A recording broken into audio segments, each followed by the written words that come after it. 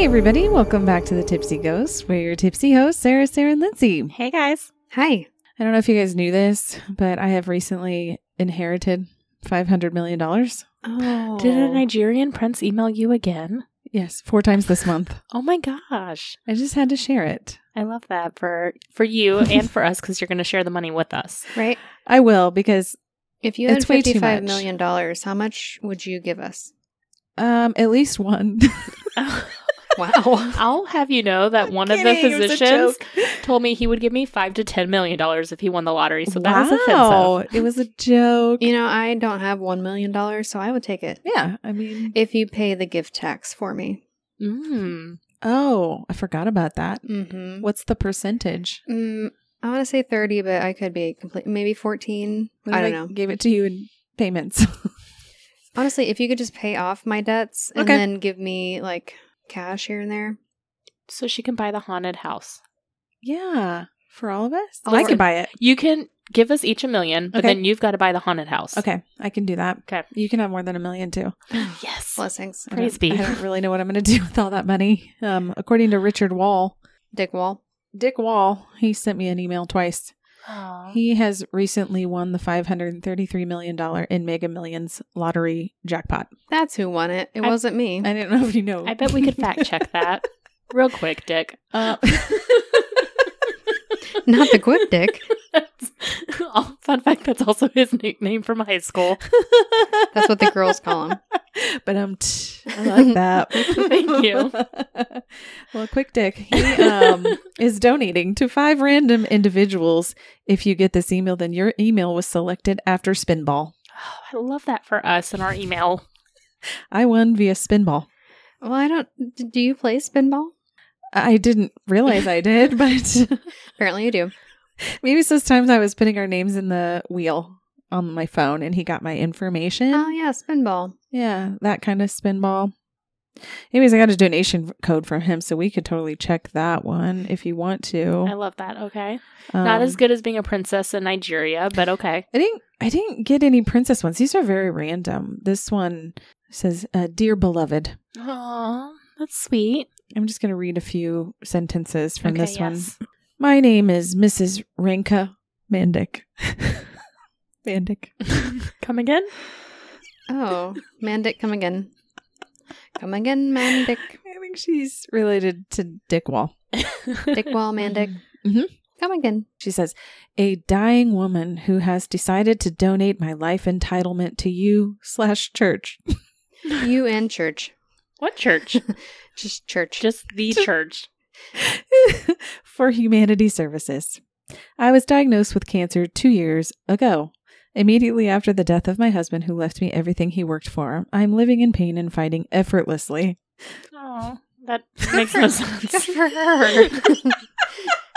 It is effortless. I love that for her. Fight against cancer. I'm fighting effortlessly. I feel like a lot of cancer patients would beg to differ with that, but okay. Absolutely. I don't think that's the word she was looking for, I don't but think it was. I don't With think, a lot of effort is what she meant. I don't think the word means what she thinks it means. Effortful. It is an effortful. the thesaurus did her wrong Effortful? in this one. I'm not sure what she was trying to do. Effortful. But she's fighting effortlessly to live a normal life, Okay. but all to no avail. Oh, well. She can't live a normal life. To no avail, Boydston. To no avail. I am doing this because I have few months to live as a human. Oh. What's and- next? What is next? Is it a skinwalker? Alien. It's an alien. It's confirmed that they exist. This is what happens when we die. After her human life starts her alien life. My cheeks hurt already. Okay, so she's only got a few months as a human. I therefore need a reliable fellow to champion my course. We are not a fellow, That sounds like a pickup line. nor are we jolly good. Will you champion my course? By receiving my funds Oh. Oh, yeah. Yeah, you will.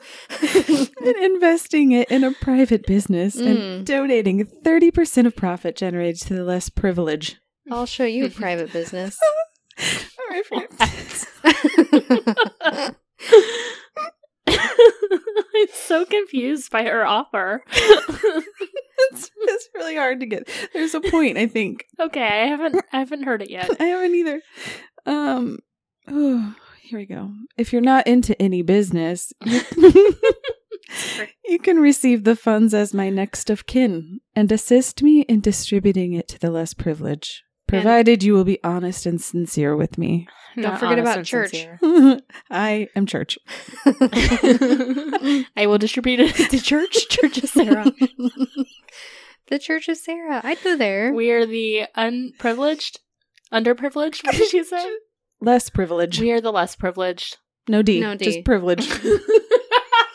Less privilege. No D. But she says, do not bother responding if you are not honest or sincere. You've got to be honest and sincere. Oh, boy. I will admit my intentions with this money are not sincere.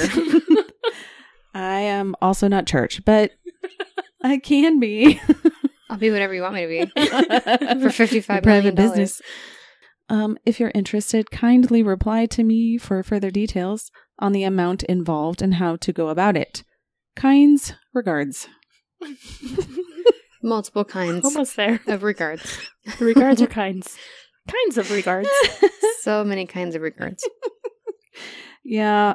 You know, I'm Is there not sure. anything else? There are several others. Let me see. I'll just see if I can pick another one. I liked that one. Okay, here we go. Attention. Yes. My name is Mr. Mark Obina, a computer scientist, Central Bank of Nigeria. I am 30 years old. I just started to work with CBN, and I came across your payment file, which was marked X, and your released disc painted red. Who What? released your red disc? Do people still use discs? It's 2023, sir. That sounds... It's funny because I just watched that Ashley Madison Oh, documentary yeah. about all the leaked, information and pictures. Mhm. So to release your red disc just sounds... Maybe that's what he was trying to imply that there. Strange. Yeah, I don't know what he was saying, but I took time to study it, and I found out that you have paid virtually all fees and certificate to receive your payment, but the fund has not been released to you. What payments are we making? I don't know. That was the longest run-on sentence. I'm so confused. The most annoying thing is that they cannot tell you the truths that on no account will they ever release this fund to you. Not the truth. Instead, they let you spend money unnecessarily. Yes. Also, who is he talking about? I have no idea Who's still. they? I do not intend to work in this ministry all the days of my life, as I can release the fund to you if you certify me of my security.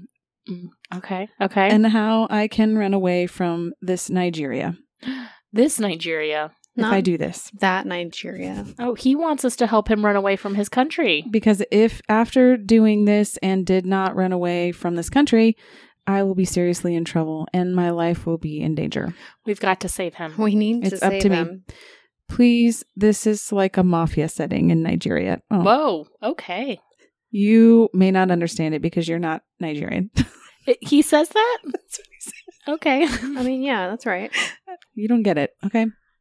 The only thing I will need to release this fund is special hard disk in all caps.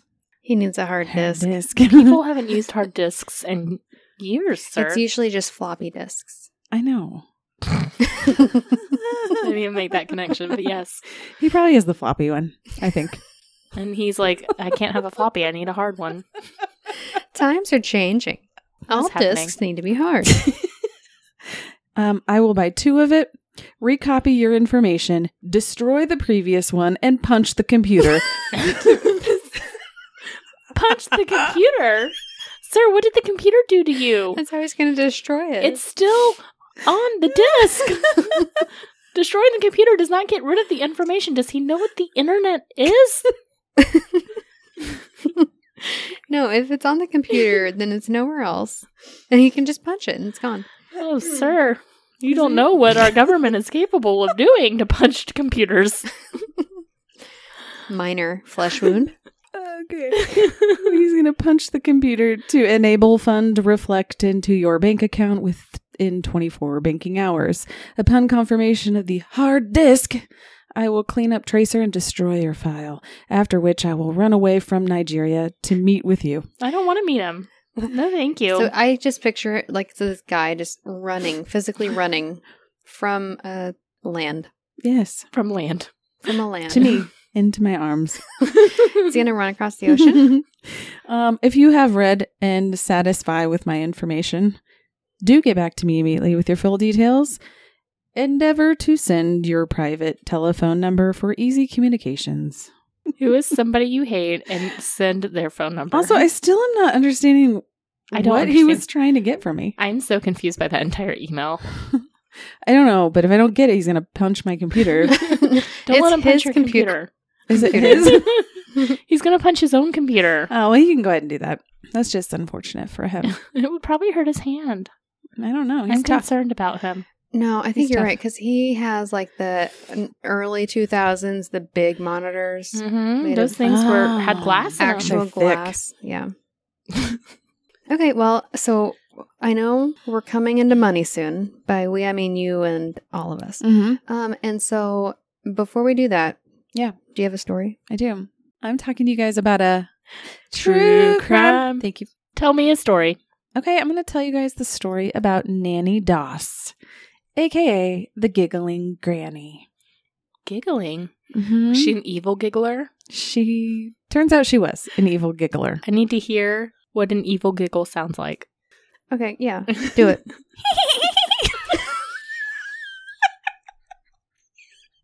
That was like a mix between dolphin, witch, and a grandma. I enjoyed it. This sounds pretty close. What's your attempt? Oh, no. No, you need to do it because we're all going to do it. Please do it first.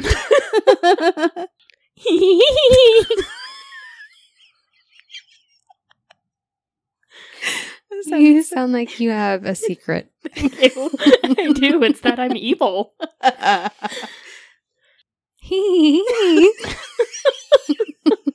I like that. Did you keep your eyes closed? So I couldn't see you guys staring at me. Enjoyed it. Well, listen to the story and then tell me how you think she may have giggled at Okay. the end. Nannie was born November 4th, 1905 in Blue Mountain, Alabama. Her real name was Nancy, but she always went by Nannie. She grew up in an abusive household with her mother, father, and 4 siblings. Her father, James, was the abuser and was extremely controlling.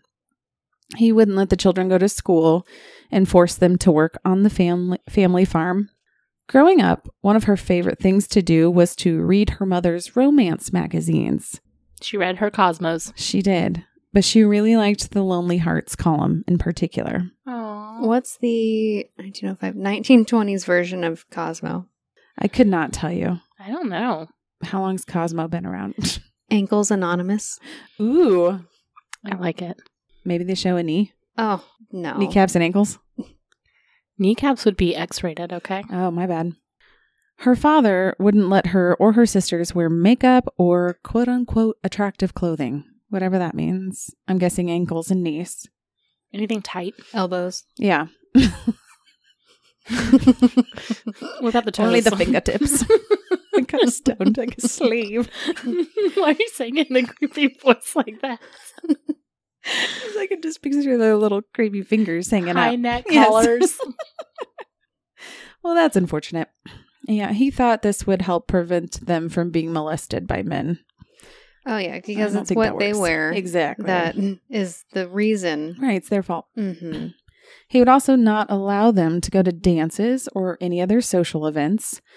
When she was 9 years old, she and her family took a train to visit family.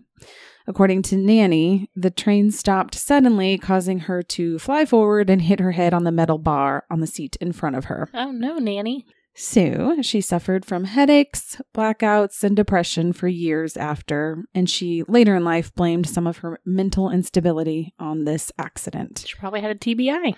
Lizzie, what do they say about people who murder or people who kill that also have head injuries? There is a correlation between head injuries and changes in personality, such as being more violent and aggressive. Okay. She was first married at 16 years old to a guy named Charlie Braggs after only 4 months of dating. They worked together at the local linen factory. And surprisingly, her father didn't just approve of their marriage, but he actually encouraged it. I'm not sure why he was so hip on Charlie, but he was. Charlie's mother was a single mother and insisted on living with Charlie and Nannie even after they became a married couple. This was a problem for Nannie because his mother was very, very controlling and kind of just got in the middle of their marriage constantly. Charlie and Nannie ended up having 4 daughters together between the years of 1923 and 1927. Nannie was pretty stressed out during this time. I mean, kind of understandably so. But she did start drinking pretty heavily and also smoking regularly. Both Nannie and Charlie started accusing each other of infidelity, and things were just pretty rough around this time. In 1927, they lost their 2 middle girls to suspected food poisoning. Oh, gosh. Right. And so when I was listening to the story, they were like, okay, it's the 20s. It's not like the 1800s when, children would die very, very often. And it was suspicious that the 2 girls died together, basically. Mm-hmm. So people were kind of picking up already. At least Charlie was. Charlie thought things were kind of suspicious also, and he assumed that she had poisoned their food. Okay. And not just the girls' food, but he said that she also would poison his food and the youngest daughter's food too whenever she was in a bad mood. Like it had happened several times. Oh, like she had a history of poisoning their food. She was poisoning, but this was the first time, obviously, anybody died. Mm-hmm. Okay. So Charlie had his suspicions, and this kind of confirmed it in his mind. So he decided to take their oldest daughter, Melvina, and they fled. They left the youngest daughter, though, Florine, with Nannie. Why? I don't know. I don't like that. Yeah. Charlie's mother also suspiciously died shortly after. Wait, so he left his mother He too? left his mom, and then she died Charlie. with Nannie. Oh, without her son. He thinks that his wife is poisoning them, and he takes his oldest daughter and leaves his mom and his youngest. Yep. I wonder if he even warned her, like, hey, Ma, don't eat the food that Nannie cooks. Okay, bye. See ya. Love No. ya. I guess I'm not. He's She probably died. like, hey, her food's amazing, don't you think? Oh, that's messed up. Charlie. Eventually, Charlie and Nannie divorced, It's a good idea. I mean, he fled. but she got full custody of Melvina and Florine, her daughters. So the 3 of them would soon move in with Nannie's mother. All right, 1929, Nannie met a man named, that is a tongue twister. Nannie met a man. Wow. Say Nannie that 5 met a times man. fast. Nannie met a Manny. Yeah. Manny named Bob. Robert Franklin Harrelson threw the Lonely Hearts column in the paper. She likes that Adorable. column. Is it? No. They had a very romantic relationship in the beginning, the honeymoon stage, and they would exchange gifts and love letters. They were married within a year, but shortly after they were married, she learned that Robert was an alcoholic and also had a criminal record. Didn't learn this before? No. Okay. This didn't bother her too much, though, because they actually ended up being married for 16 years. And she had killed 2 of her kids, so the criminal record didn't faze her. I know, right? So 1943, Melvina, the daughter, she's grown up now, and she has now given birth to a baby boy named Robert Lee Haynes. So 2 years later, she had another baby. But sadly, the baby passed away shortly after birth, and immediately after the second baby was born, Melvina was still kind of groggy from just giving birth or medications that were given during birth.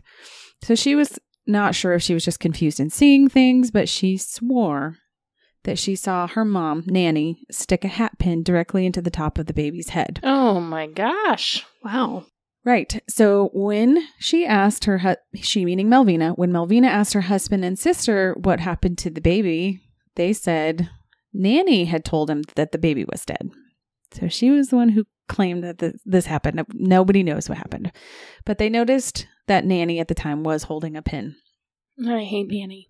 The doctors could not definitively say what happened and why the baby died.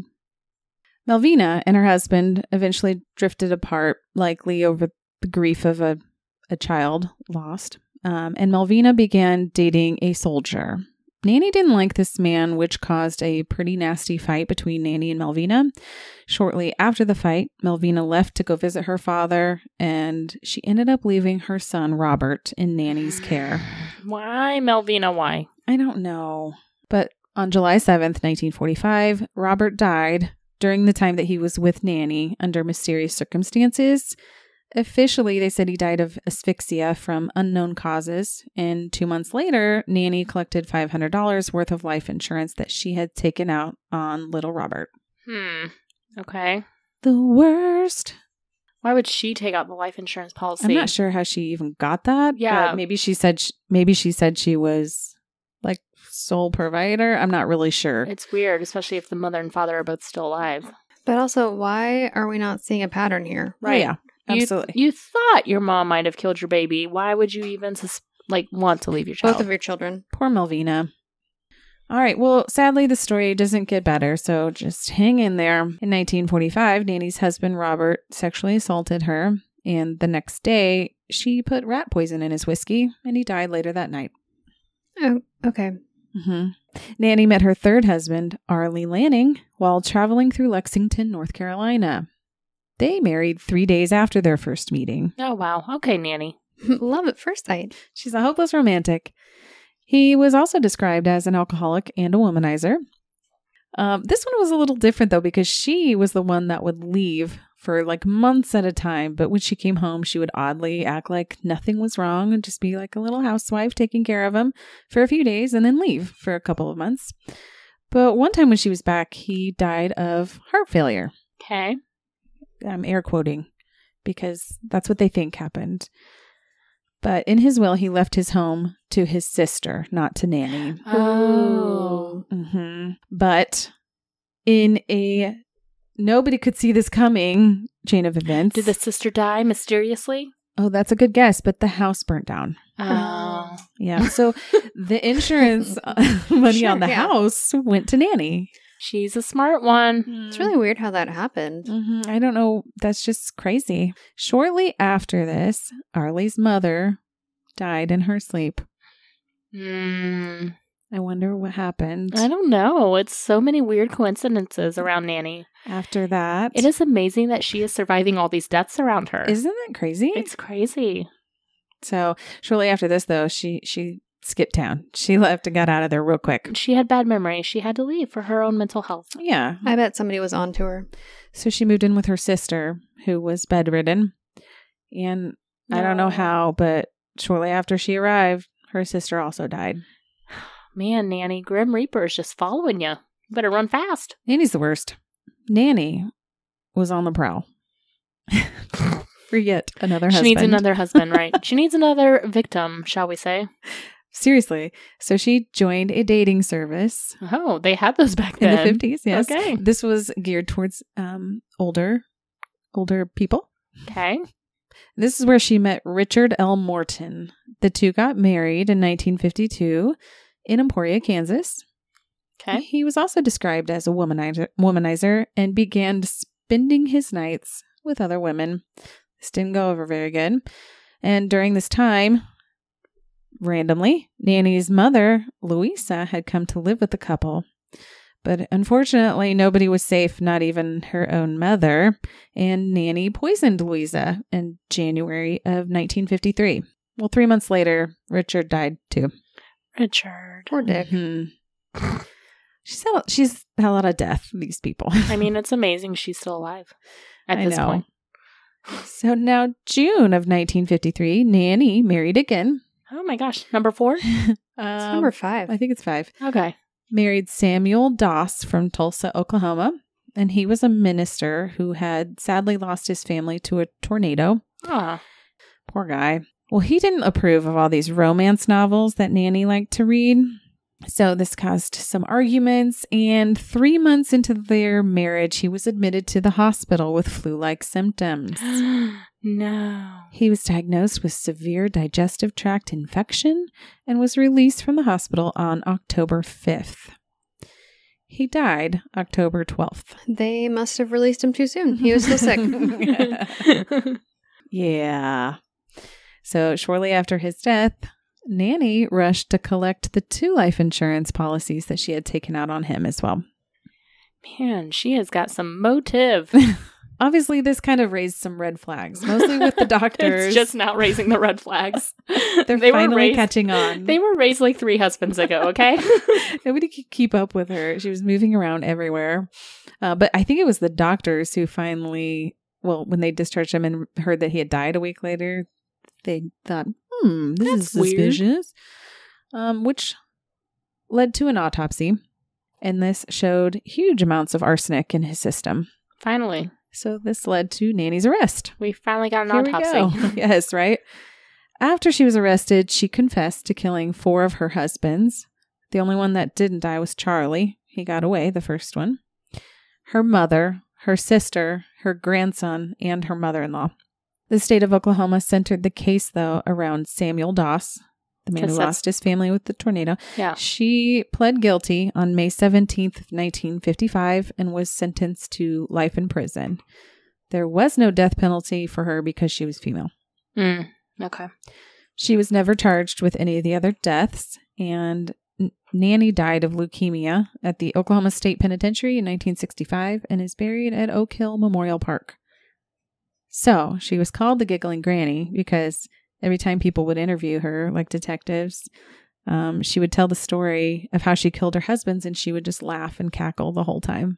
I was wondering why she's called the Giggling the entire time. I'm like, where's the giggling? I know. I did the same thing. I'm like, but they don't say anything about why she giggled. So I had to look it up. That's why I can't believe I hadn't really heard about her before. But I have found her, of course, through TikTok. And there's this account that does AI generated like voiceovers with people from the past, and her face came up and it was like her talking, telling all of her crimes, and they had her giggling and stuff on there. Super creepy. That sounds creepy. It was. I'll have to find it and send it to you.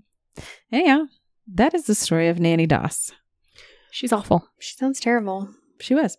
All right, guys, thanks so much for tuning in this week to our true crime. You can always find us at thetipsyghost.com with our socials linked from there, or send us an email at thetipsyghost@gmail.com. Please give us a 5-star rating and a great review. Anywhere you listen to podcasts, we really appreciate it, and it really does help.